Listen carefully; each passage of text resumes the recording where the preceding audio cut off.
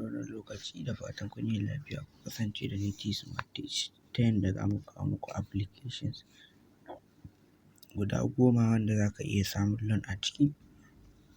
Kamar yadda kuke gani, wannan shi ne screen ɗin wayanmu. Application na farko shine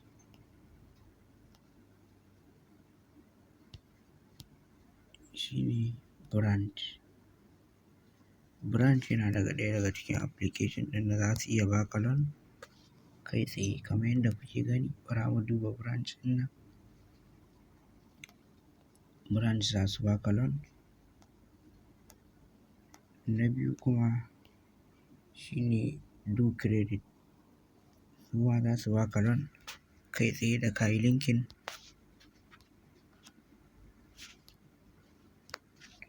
Sai application na uku shine Okash. Shi ma za su ba ka loan. Sai application na huɗu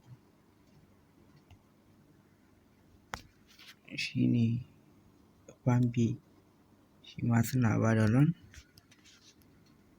Sai application na biyar shine Tilon. Shi ma za su ba ka loan. Sai application na shida shine Wumba.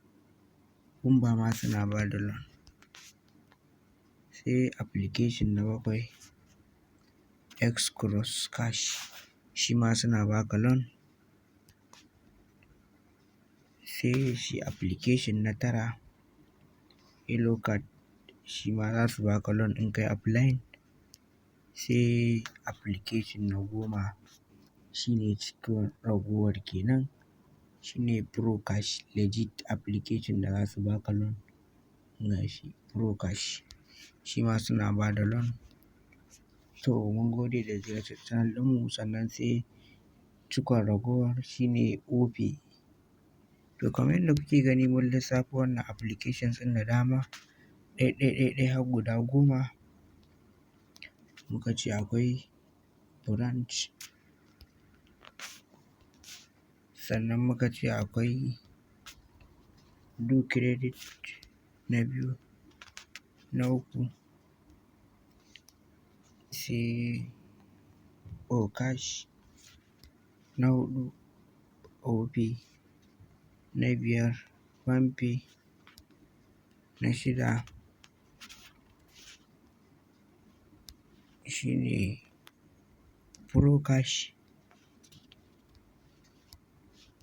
Na bakwai shine Tilon. Na takwas Wumba.